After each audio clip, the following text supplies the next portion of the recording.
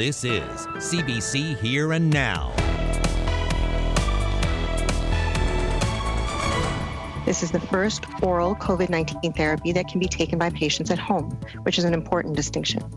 Health Canada approves a new drug to treat COVID-19. How this province plans to use it. The union that represents firefighters here at St. John's International Airport says 6 of its members have been put off on leave. Seeking support from their family doctors to take them out of a toxic workplace to protect their psychological health and safety. I'm Jeremy Eaton, and I'll have that story coming up.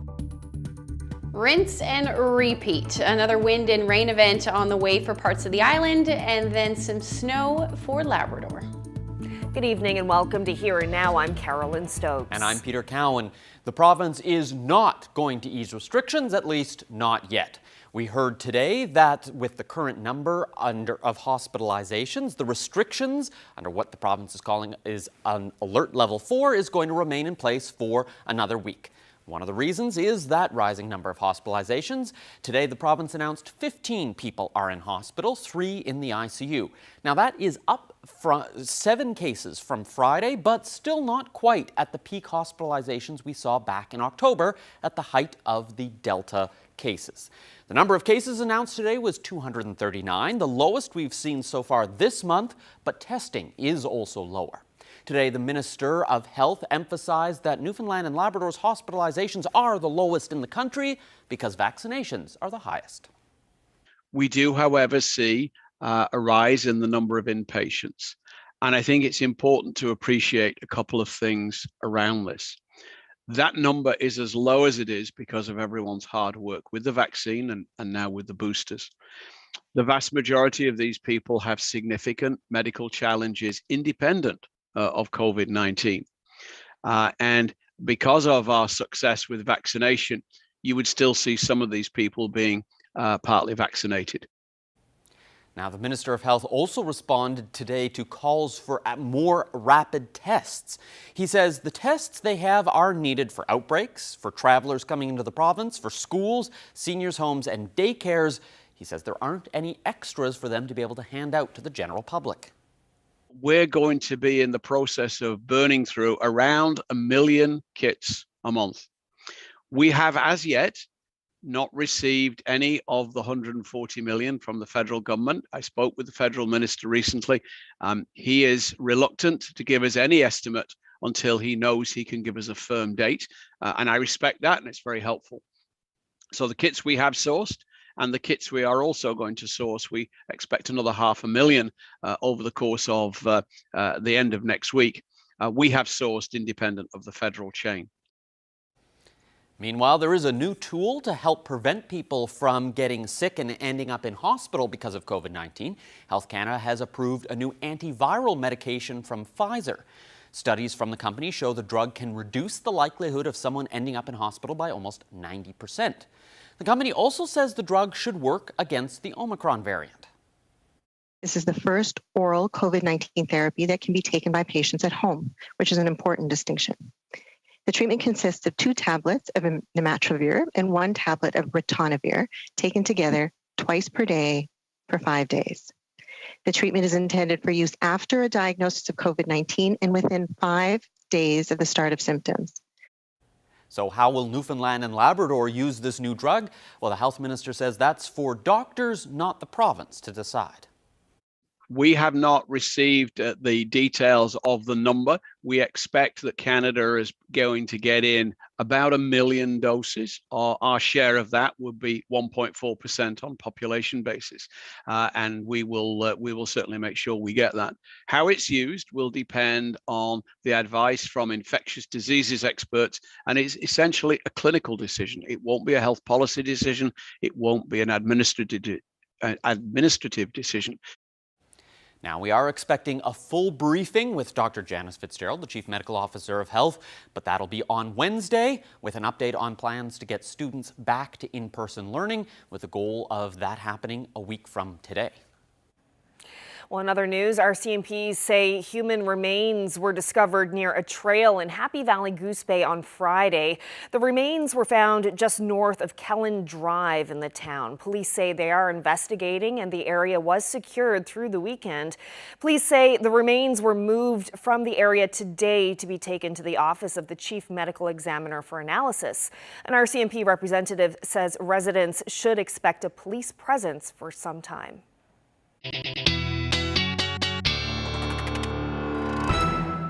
It was definitely a windy weekend along with lots of rain for a good chunk of the island. Let's take a look at the storm summary from Environment Canada just to show you some of those numbers.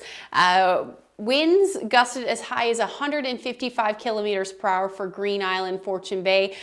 In St. John's reached about 112 kilometers per hour, and Gander saw the wind gusts at the airport about 100 kilometers per hour as well. Rainfall amounts highest in Bay d'Espoir, where you saw 107 millimeters of rain, and then quite the event up across Labrador. Seeing some pictures from Cartwright, it does look like certainly 70 plus centimeters fell for you. Now we're watching the next system roll through. It is already bringing some blizzard conditions, or did bring some blizzard conditions to parts of Ontario. That low's headed our way. It's going to bring in some rainy weather as well as some winds, more wind in the forecast. I'll have all the details when I come back. Thanks, Ashley. Well, advocates and university professors are calling an assignment handed out at a St. John's Junior High School racist and xenophobic. They say the immigration assignment perpetuates stereotyping and are calling on the Department of Education to review the curriculum. And as Here Now's Meg Roberts reports, education officials agree. It's an assignment that Professor Dolores Mullings says should have never been allowed in the curriculum in the first place. It's xenophobic and it's racist. The junior high school assignment asks students to write down reasons why immigrants and refugees should and should not be allowed into the country. It's from an 11-year-old textbook that challenges students to debate growing immigration numbers. The textbook provides a list of reasons why newcomers should be allowed into the country, but Mullings says the suggestions why newcomers shouldn't be is damaging. Examples that said migrants can take jobs away from resident Canadians, that some immigrants draw on social welfare programs, and that increasing immigration changes the ethnic makeup of the country, enhancing racial tensions. We're asking students to not only read, but ingest and think about how to discriminate and stereotype against different groups of people that are coming into Canada. Very disappointed. The assignment was taken from a textbook called Canadian Identity, published in 2011 by Nelson Education Limited, made specially for the Newfoundland and Labrador social studies curriculum. Mullings said the assignment made her think back to how she felt as a young student in a Canadian classroom after immigrating from Jamaica. When I read things like that, I remember feeling like I needed to crawl under my desk. Newfoundland and Labrador welcomed 406 refugees last year, about half of them coming from Afghanistan, and more than 1,600 immigrants. The government has made major investments to attract newcomers. This past June, Premier Andrew Furey committed to spending nearly $8 million to do so, highlighting immigration as a way to combat what he called a population crisis. But Mullings said this kind of rhetoric in the classroom doesn't make for an inviting place. It's really important as this province continues to mount its campaign for attraction and retention of new people into the province, that the policies and the support systems are aligned with the calling of people and the expectations that they're going to stay. The education minister said he reviewed the assignment and textbook and believes the social studies curriculum needs a refresh, which includes looking into removing the textbook. We want people to feel welcome and, newcomers, especially students in our schools. We don't want them sitting there feeling as though they may or may not belong in the classroom. Osborne said department staff regularly review the curriculum However, the first time the department heard of the assignment was through CBC's interview request. He also questioned the factuality of some of the material, especially the suggestion that immigrants take resident Canadian jobs, saying he regularly hears from employers who are desperate to fill vacant positions. While we encourage educators and students to take on topics and debate that allow for the growth in areas such as critical thinking, we need to ensure that it is done with sensitivity, that it is done with respect, that it is socially conscious and up to date. The Anti-Racism Coalition of Newfoundland and Labrador says it's heard about racism in the classroom for years and feels education officials aren't taking action quick enough. The coalition is wondering why it took more than 10 years to review the textbook. You know, our education system, especially the K-12 system, fuels the knowledge, the analysis, the understanding between ourselves. It fuels connections. And if you're producing material that is disconnecting individuals. The coalition is asking the government to use an anti-racist framework to develop that new curriculum, which would provide an avenue for parents, teachers, and students to make complaints about course material. It also wants to see the government hire a committee of diverse individuals that could provide anti-racism training to those who are working on the curriculum, as well as teachers. Meg Roberts, CBC News, St. John's. Well, the province's busiest airport has been forced to cancel flights due to a lack of firefighters. The St. John's International Airport calls it a staffing issue, while the union blames a toxic work environment. Either way, travelers will want to check their flights before heading to the airport. Jeremy Eaton with that story. There have been a number of flights en route to St. John's that haven't made it lately. The airport says weather, COVID, and now a lack of firefighters is to blame. We sent out a news release to respond to concerns that the firefighters were on an illegal strike, and nothing could be further from the truth. The Union of Canadian Transportation Employees says 6 of the 9 firefighters at the airport are off on leave. Seeking support from their family doctors to take them out of a toxic workplace to protect their psychological health and safety. Chris Bussey, a 27-year firefighter himself, says the firefighters went on leave just last week. This is a case of individuals who are hired and trained to save lives and as the last means of an aviation safety net, being discriminated, harassed and bullied for bringing concerns about their health and safety in the workplace to the employer.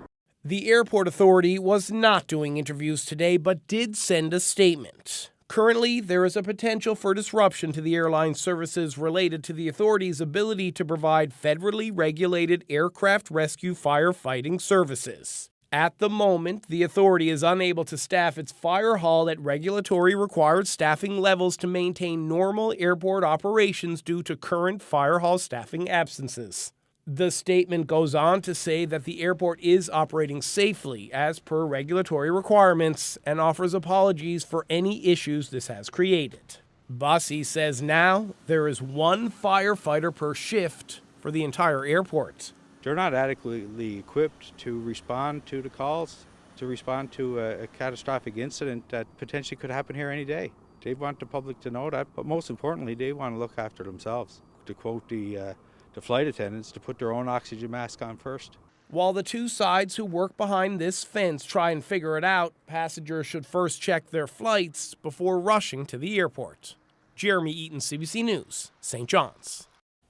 A family in Happy Valley Goose Bay is calling for changes after they allege their mother isn't being properly fed in the local care home.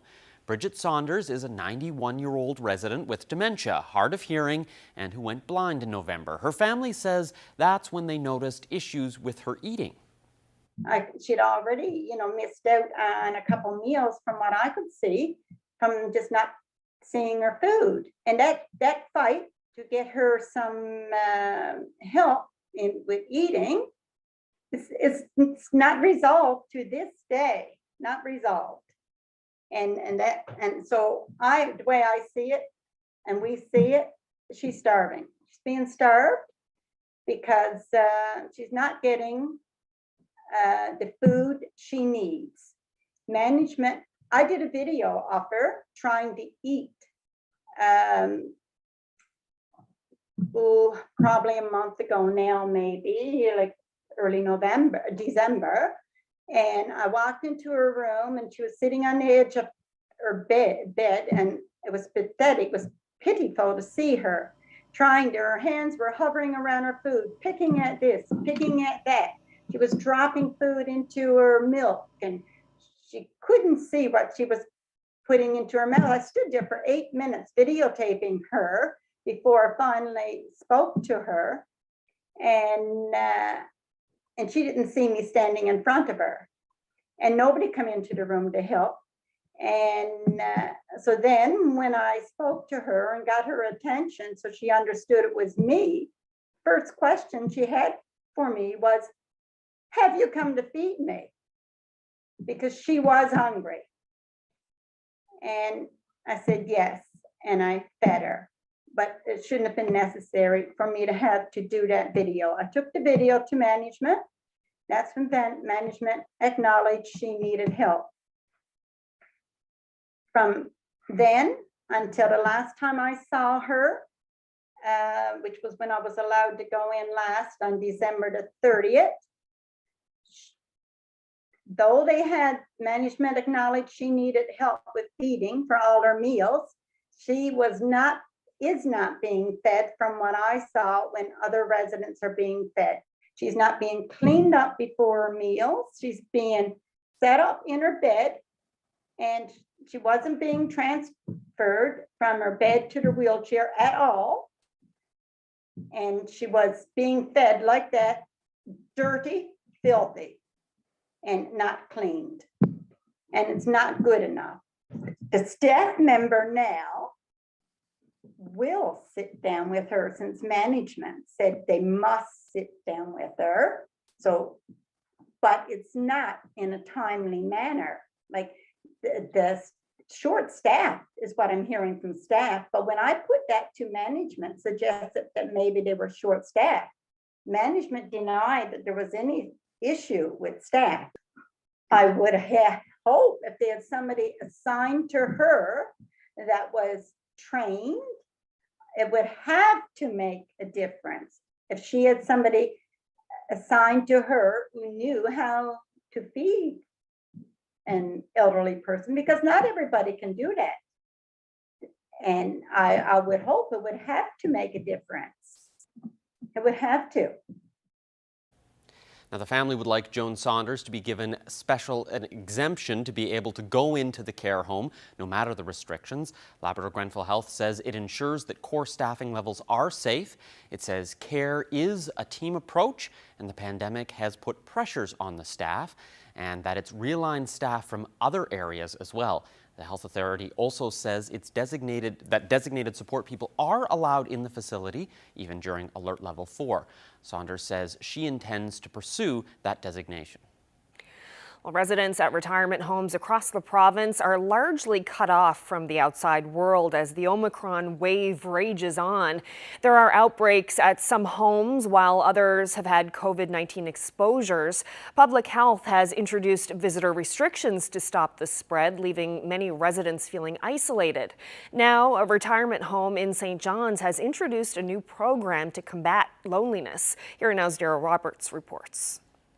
About 80 residents at Bishop's Gardens in St. John's are quarantining alone in their rooms after a COVID-19 exposure. All residents have tested negative, but they still have to isolate for another week. That means long, lonely days for some, especially those who can't connect with family and friends. Last week, Bishop's Gardens introduced a new program called Tea and a Yarn. It's looking for volunteers to visit with residents at the home virtually. Edwin Richards, a resident at the home, says the program will help seniors feel less alone and will also be beneficial for volunteers.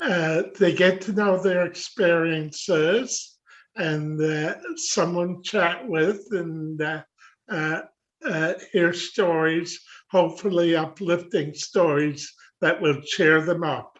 Mike Powell is the president of the company that owns Bishop's Gardens. He says some residents have loved ones they can connect with, but others aren't so lucky. Powell says Tea and a Yarn will give those seniors much-needed social interaction. So it's a really great chance for us as people just to rally around our elders and try and support their mental health as much as possible during a difficult time. Bishop's Gardens is accepting volunteers for the program through Facebook. Daryl Roberts, CBC News, St. John's. Well, a trainer from this province will be heading to Beijing to assist the men's Canadian hockey team.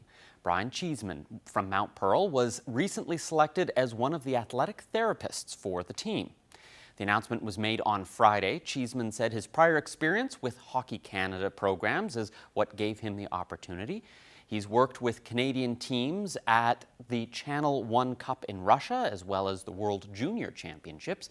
But Cheeseman says being part of the training staff at the Olympics is an amazing opportunity.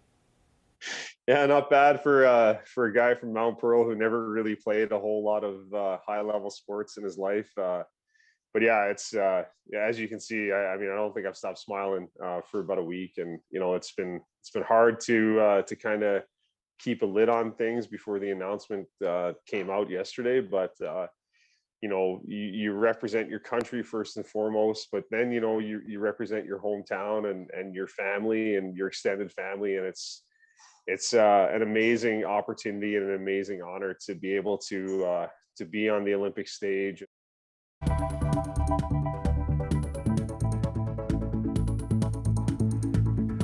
Sunshine and blue skies here at Marble Mountain today for day 2 of the 2022 ski season. It's really fun and I get to go really fast. But there is rain and mild temperatures in the forecast for later this week. We do still have a bit of work ahead of us, repairing some of our cross stitches and whatnot. I'm Colleen Connors and I'll tell you how staff is going to tackle that weather that's coming up. Well, we started the week a little bit chilly this morning, but temperatures on their way up again. More rain and wind in the forecast.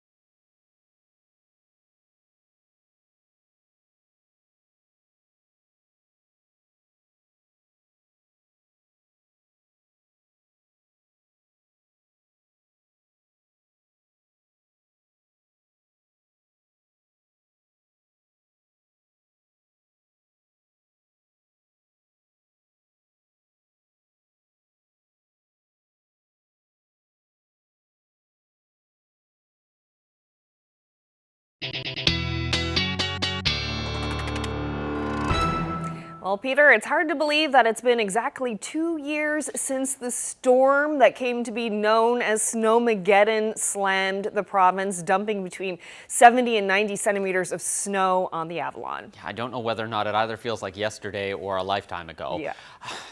But maybe blame it on the pandemic, but Snowmageddon certainly does feel like it's been a long time ago. More like 2 dog years, maybe? Yeah, it does feel like a long, long time ago. A lot has happened since Snowmageddon, and if you look outside today, like that shot right there, it certainly doesn't look anything like it did back then. Yeah, there's the before, here's the 2 years later. Taking a look at some of these comparison shots that, that was Snowmageddon, and today, almost no snow. It was a beautiful day out there. I don't think we appreciated, actually, at the time that this was at least one problem that melted away. Little did we know that there was an entire pandemic with bigger problems that unfortunately we're about to come. Did not wash away with the rain. And you saw the military there. Remember, the military had to be called in, state of emergency declared, grocery stores, other businesses closed for days, and everyone digging out with all that snow. Unreal. And Ashley is here now. You're looking much more comfortable than you did that night 2 years ago. Remember, we lost all the power in the studio here. We had to make that makeshift studio out in the loading bay dock. You were delivering the weather right outside in the snowstorm. Quite a different story today. Oh, absolutely. I had to sleep under my desk, or the little sleep that I got anyway. Yeah, it was definitely a storm to remember. But a very different day today. Lots of sunshine out there. It actually felt quite nice to finally feel that sunshine. Temperature's not too bad out there at all either. Let's take a look at those temperatures across the board though. Hovering around -2 for the day today in St. John's. Those temperatures relatively mild, relatively speaking, I should say, for Labrador, since it's been fairly chilly, but those temperatures now in around -11 for Cartwright and -14 for Lab City. Now Cartwright, really anywhere in the southeast, did see that significant winter storm through the weekend, so definitely felt like Snowmageddon, I'm sure, for you. But you factor in that wind chill right now up across Labrador. Your wind chill's feeling more like the -20s, and we're looking at -single-digit wind chills for the most part for the island, except in Stephenville, where it feels more like -10. So our next system, which is currently over Ontario, but it's headed this way, and you can already see some flurries showing up there on the radar and that cloud cover moving in, and it's already prompting warnings. Wind warnings again across the island for all along the west coast, south coast, and then up through to Bonavista North, and then including a wreck house wind warning, and then we also have a storm surge warning for the southwest, as well as Burgeo, and then a rainfall warning for all along the southern areas of the island, as well as a snowfall warning for the Lanzaloo area. Same thing for Lab City. So not quite as much snow as we've been seeing for the past, or that we saw on the weekend for sure for Labrador, but we're definitely looking at the potential to see about 15 to 20 centimeters for Lab West. And as we head through the night tonight, that snow will continue to track further north and east briefly, then should transition through to rain as we see those temperatures bump up. It's going to stay fairly snowy on the northern peninsula for the night, and eventually as we get into mid-morning, you should see that transition over to rain. But the winds are going to ramp up as well. Looking at those gusts, between 60 to 90 kilometers per hour along coastal areas of the west coast. You could see where you're prone to southeasterlies, you could see those gusts near 140 kilometers per hour. But as you can see there, heavy rain through tomorrow for a good chunk of the island, and those winds will be gusting upwards of 100 kilometers per hour again through the afternoon. Now, Lanzaloo, all along the Red Bay area, you're looking at the snow first, then the warm up, and then rain on the back end of that. So that's why you do also have a rainfall warning. And then in behind that, we're going to see that transition back to snow, basically a carbon copy again, with the potential to see some snow squalls through Wednesday. So snowfall amounts not nearly as high, like I said, but you could see somewhere between 10 to 15 centimeters in some areas as we head through Tuesday morning before that transitions through to rain. And then we'll see that snow up across Labrador as well. Generally 10 to 15, some pockets of 20 to 30, and then mainly inland areas along the strait there. So the rainfall amounts significant yet again. 50 to 70 plus millimeters is certainly possible for Burgeo through to the Port aux Basques area, somewhere in there. And southern areas looking at about 30 to 50 millimeters of rain again. With that temperature warming up. So you're looking at daytime high around 5 degrees for St. John's. Those winds will be out of the southeast through most of the day. And again, gusting between 100 to 140 kilometers per hour at times. And then for the northern peninsula, a little bit cooler. You're looking at single-digit highs tomorrow. And then same thing right along the strait. Again, you'll see that transition through to rain, maybe even Happy Valley Goose Bay will likely see that transition to rain at times as well. And even Churchill Falls, as far west as Churchill Falls may see that as well. Otherwise, we're looking at snow for Lab City, hovering around -9. So there's definitely more snow in the forecast over the next couple of days. So skiers and snowboarders certainly happy on the west coast, but Marble Mountain is far from fully open. Colleen Connors has the details. Oh, it's absolutely gorgeous. Yeah, we went down Musgrave there. It was like all powder. So I was just like having the time.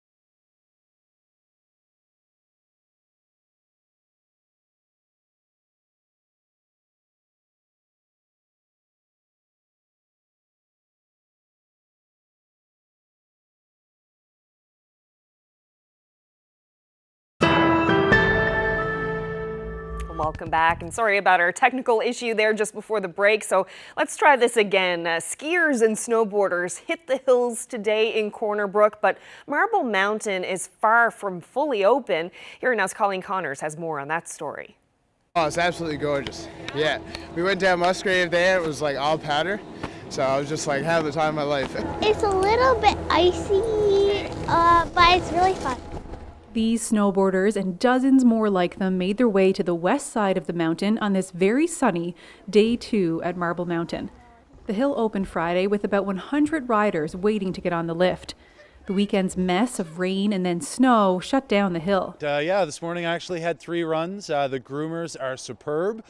We did get some fresh snow, obviously, with that recent snowfall. So it's actually wind packed right now, so you'll get 4 or 5 really excellent turns, and then 2 or 3 unfortunate turns that haven't got a lot of coverage there. 16 of the 40 trails are open today. The east side of the hill needs a lot more snow. And unfortunately, there's rain and 6 degrees in the forecast for tomorrow. But Wells says the piles of man-made snow on the hill can withstand the weather. The large man-made whales, we're not too worried. The water will blast off of those, and we'll move them around here in the next couple days. So we do still have a bit of work ahead of us, repairing some of our cross stitches and whatnot, but pretty normal for this time of year. Any day the hill looks like this means it's going to be a better season than last year, with COVID and weather cutting that season very short. Only those fully vaccinated can get through this new gate access or go inside the lodge. Wells anticipates all trails will be good to go later in the month. And for devoted West Coasters, it doesn't matter. Marble Mountain is home in the wintertime. It's really fun, and I get to go really fast, and I can learn new tricks. Whatever weather or COVID-19 health restrictions get thrown at this hill this winter, it's clear that the local skiers and snowboarders are going to make the best of it. Colleen Connors, CBC News, Stony Brook. After more than 100 years on Fogo Island, the only bank branch is closing. Scotiabank says as of August, customers will have to travel to Gander if they need to do their banking in person. Justin Hearn is the deputy mayor on Fogo, and he's also an accountant. Thanks for joining us. Yes, thanks for having me, Peter. So what is the impact of losing the only bank branch on the island? It was very disappointing news for us there earlier this week. It's a major impact about the residents and business community here on Fogo Island. For the resident side, it's especially our elderly population that depend on, say, making bill payments and cash deposits and those kind of things. It's a major part of the community that they're losing. And then also on the business side, with such a strong tourism industry here on the island, a lot of businesses depend on cash. So whether that's having access to cash or just the depositing of cash regularly, we're now going to lose that ability. So we talked to Scotiabank, and they said, for example, that we feel this relocation will help us provide a better service and greater resources to our customers in both communities. Our Gander branch is a larger location with more staff, wider business hours, and resources to help better serve our communities. What's your response to their rationale there? And especially in my role as an accountant and kind of being a bridge between businesses and the banking system, I do understand obviously the concept of profitability and just better service. But the unique situation here on Fogo Island is that we aren't in close proximity. So when decisions are made from away and looking at where we are on a map compared to Gander, the big difference here is that for us to do even basic banking now involves taking a ferry twice. So really to even do something as simple as a deposit now will take over 8 hours. Now, more and more banking is being done online. People more often pay with a card. You can even use Interac and get cash back at a store if you need to get cash. So doesn't that really mean that people won't have to visit a branch very often? There still is a reliance, and especially with the aging population here on Fogo Island. But yes, there's definitely more of a transition to digital banking and those kind of things. But we do see problems with that every once in a while. So whether it's the mobile deposits, you have an issue or those kind of things, you have to go to a branch. And then even though yes, there is that move to digital, there is still that reliance on cash, especially with a lot of our small businesses here on the island. So what are the alternatives? What are you hoping that council will be able to help make happen here? So we're working where this news is so recent. Our ultimate goal really is to try to just paint a better picture for Scotiabank, and just the impact that it's had here on Fogo Island, being here since 1914, where they originally started serving us by boat. So there is a great history here, and again the impact. Ultimately, from a lot of these, like from the publicity we're getting and the support that we're getting from our residents and businesses, we're really hoping that this may be an opportunity for another branch to come in here, or another bank. We have had a credit union here in the early 2000s. So we are hoping that this maybe is an opportunity for another institution to come in. But other than that, like we're looking at then if an institution won't come here, then how else do we handle it? So different cash management services, different piecemeal solutions that I'm really trying to work on now to make sure that when the August 10th date comes, that we're ready. Well, thank you very much for joining me and sharing your concerns. Yes, thank you very much, Peter.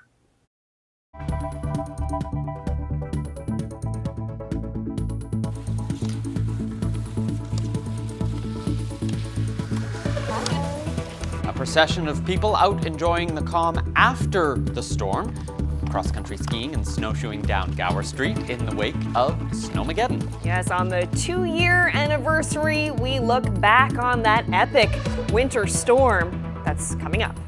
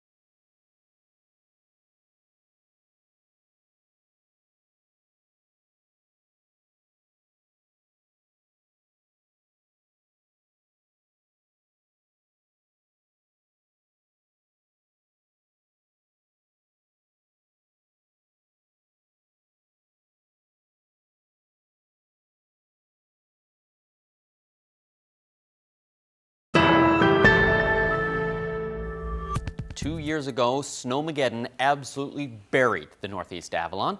The storm brought record-breaking snowfall amounts, power outages, eventually even the military came. Yes, we're going to take a look back now at some of our reporting from that historic day and the week that followed, starting with our own Chris O'Neill Yates. I can't see anything. I can't see across the street. Both of my cars are completely snowed in at this point. There's nothing out there except wind and snow, and it's kind of scary. This was the scene at a home in the Battery region of St. John's tonight, an avalanche. The city is evacuating the area over fears of more. The snow started overnight. By morning, Shelley Bowen was still able to take her dogs out. Boy, if this is the start of it, I don't know how we're going to navigate in a few hours. Pretty brutal. Brutal is the word. Not long after, St. John's declared a state of emergency, the first time since 1984. The city even took plows off the road, except to provide emergency escorts. Hospitals are open, but the largest one told staff not to come in tonight, and no one in to leave. This cab company pulled its entire fleet off the roads for the first time in its history. That's exactly what people are being advised to do: stay home and off the roads. Social media was flooded with pictures like this, but officials warn letting snow pile up could be dangerous. I'm just standing steps outside the door. We can't get any farther than this. So we're sleeping here tonight. The state of emergency has been extended at least until tomorrow, possibly longer. That means businesses have to remain closed and vehicles must stay off the road. So people tried to get around as best they could. Many snowshoed, others, well, rolled. I thought I got to go out and just take a look around and see everything, because it's very, very rare you'll see the streets in downtown St. John's so quiet. It's not yet really about cleaning up, but rather getting out. Many couldn't even see their cars. It's scary when you open the door and then you see the snow is piled so high and you have to crawl out the door and crawl on top of your car to, get a gauge of how bad it is. Against the backdrop of those famous colorful houses, sometimes heads were visible, sometimes not. The premier has called in the army. There is so much snow, the city of St. John's has received special permission to dump it in St. John's Harbor to help with this massive cleanup. There's just nowhere else to put it. I was up in Toronto for 7 years, and yesterday they were preparing for 15 to 20 centimeters of snow, and I just long for those days. But you know what? Once the wind dies down, you go out at night, it's actually quite beautiful here and pretty romantic. So thousands are still without power. We're making some chili. But it's difficult to find Newfoundlanders who aren't good-natured. They're getting by helping one another. There's a gentleman on my street who had surgery there 2 weeks ago, so we just checked on him, helped him shovel out, and that's about it. Well, I think the fellow up in the stove right now is standing just in front of the car, so that's another problem we're hitting. Is like the homeowner might have a weird car and we have no idea where it is, and he doesn't even know where it is, so we're just like praying. It means I can get out. You can get out of the street. Now, the question is when I can get out in the car. That's another matter, but that's for all of us. Well, I can't have the military shoveling out my street if I don't help, considering I've got a few days vacation, I guess. It makes you proud to be Canadian to see them out here helping out like this today, so I couldn't be happier with it. It is definitely necessary. I've never seen the roads with snow like this. It's impassable. People are getting struck just trying to get out to get their groceries, trying to get out to get some gas. So, no, it's a dire situation here. I think it's the right call to have a state of emergency and get as many people with shovels in their hands as possible.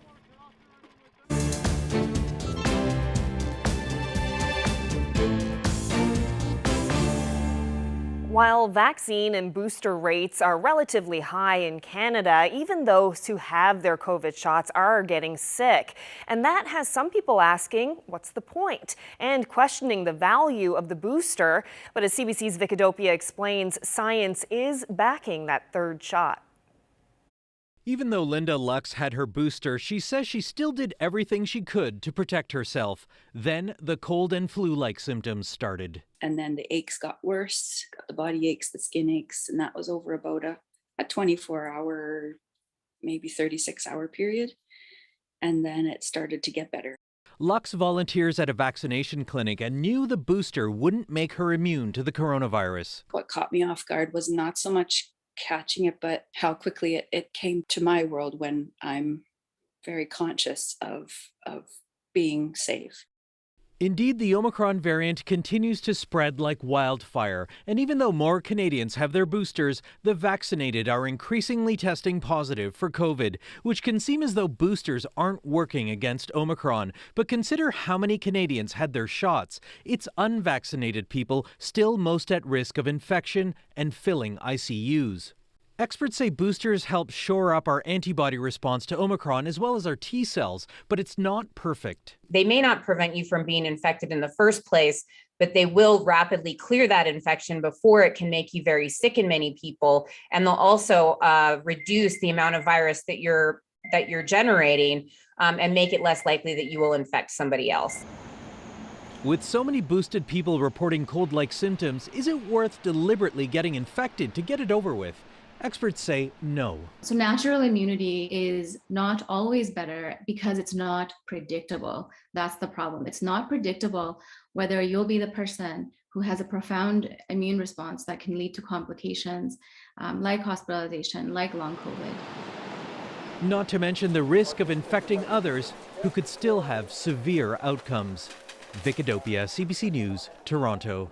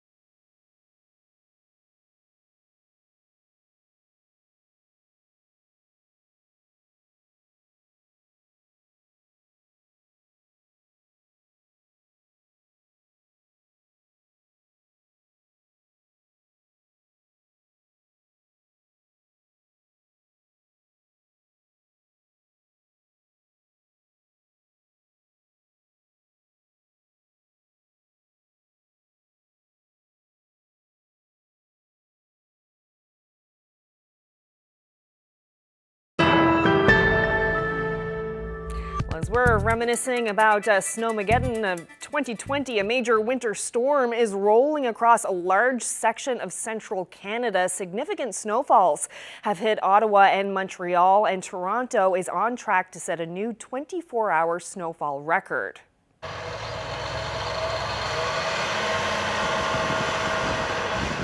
Snow came down so thick and so fast that even the snowplows had trouble. Some parts of southern Ontario are expected to get as much as 60 centimeters.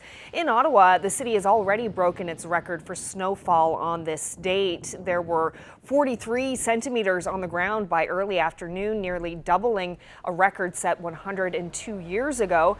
In Montreal, the region is expected to get as much as 35 centimeters of snow. Hang in there, everyone.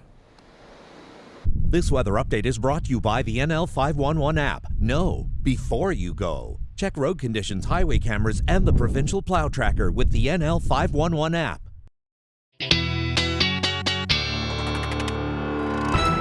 Ashley is back with a look at the long range, and this yo-yoing of temperatures just seems unending right now. One day it's warm, then it's freezing. How much longer is this going to continue on for this week?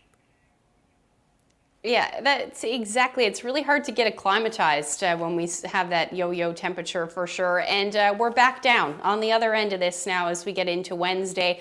Let's take a look at the forecast, or at least the future tracker, to show you what happens. That area of low pressure that's going to bring the rain tomorrow and the snow up through portions of Labrador will continue through the night. And on the backside of that, as that cold air moves in, we're going to see that potential for some snow squalls again for the west and southern areas of the island, with the snow continuing for a good chunk of Wednesday for the eastern half of Labrador. And as far as those temperatures go, we're going to see hovering in and around the 0 degree mark for the east. And then as you head further west, those temperatures will drop a little bit down to the mid-minus single digits, and then cooler again, back to return to those minus 20s. Again, for Lab West, hovering around minus 23 through the day, with Cartwright sitting around minus 11. Now, as we head through Wednesday evening into Thursday, yet another system moving in. With this one, we're looking at those temperatures climbing again for most of the island, with those temperatures up above zero. Less rain though with this one, and it is looking like we'll see some more snow in the west coast. Same thing for southeastern Labrador as that one moves through fairly quickly. But there you go, 2 to 6 degrees for the island. Temperatures cold again up across Labrador, just edging Happy Valley, Goose Bay in the afternoon and evening hours, hovering around minus 21. And Nain, you'll sit this one out. You'll sit around minus 23 through the day, with a mix of sun and cloud. So after that, those windy conditions will return as well on Thursday. And then as we head into Friday, temperatures dipping again, staying above zero, but then we're looking at some flurries. And again, those temperatures in and around the minus single digits for Saturday. Now, central Newfoundland should see a break as we head through the weekend with the snow or onshore flurries continuing for western Newfoundland, with those highs in and around minus single digits. So you'll be happy if you're planning on heading out skiing this weekend. But eastern Labrador will see a break as well, some sunshine, and then some flurries will return for Lab West as we get to Saturday. Just wanted to quickly share this photo with you. Harbour Grace coastline. Michelle shared that one with us. And if you have any weather photos, share them to nlphotos@cbc.ca. Looks icy. Gorgeous, though. Wow. Yeah, it's quite the fluctuation in temperature happening every day. Do you like that kind of weather, Peter? I like that I have had to shovel once this entire winter point. so far. Like, knock on wood, but I feel like this is, you know, my back really likes this winter. Let's just put it that way. Yeah. It's a bit tough with the dogs and the paws getting muddy when we go through that warm spurt with the rain, but yeah, when it cools down, it's much better in that regard. Yeah, no, it was nice though. The little sprinkling of snow we had yesterday was kind of perfect. Yeah, we had sunshine, little dusting of snow. That's the weather that I will take for a winter. Absolutely. Well, that's it for us, everyone. Thank you so much for joining us. Have a good night.